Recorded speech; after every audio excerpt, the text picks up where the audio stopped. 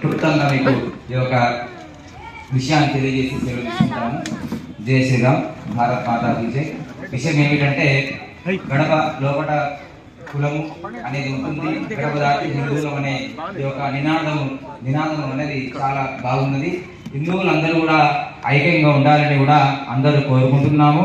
ఈ రోజుల్లో మనం చూస్తూ ఉన్నాము, పూర్వకాలంలో చిన్న తప్పిదాల వల్ల, కొద్దిగా అంటరానితనం వల్ల ఏదో బ్రాహ్మణులు లేదా ఇతర కులాలు అనే భావనతో ఇప్పుడు కూడా అదే భావన ఉండకూడదని తెలియజేస్తున్నాను. అందరూ కూడా,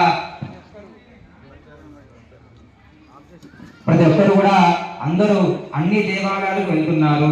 కులాలకు అతీతంగా ప్రతి మనిషి యొక్క దేవాలయం దర్శిస్తున్నారు.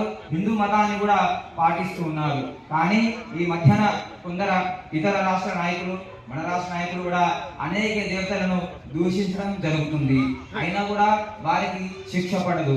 కానీ అదే ఇతర మతస్థుల మందిరాల మీద మనం ఏమైనా స్టిక్కర్లు అంటించినా కూడా అది శిక్ష కొన్ని రోజులనే హిందువులకు మాత్రమే పడుతుంది.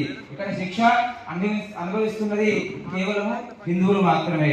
ఇతర రాష్ట్ర నాయకులు మొన్ననే మనం చూసాము, మేము హిందువులకు వ్యతిరేకం కాదు కానీ హిందుత్వానికి వ్యతిరేకం అన్నారు. అలానే మనము కూడా ఏమి అనాలంటే, క్రైస్తవ మతానికి వ్యతిరేకము కానీ క్రైస్తవులకు వ్యతిరేకం కాదు అనే నినాదం కూడా మనము తీసుకోవాలి.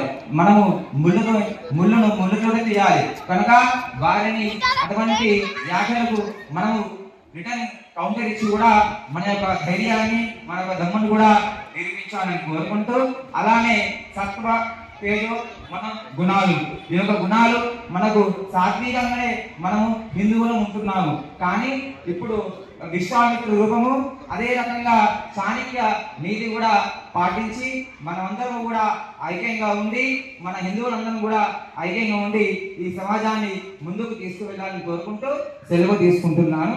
నమస్కారం.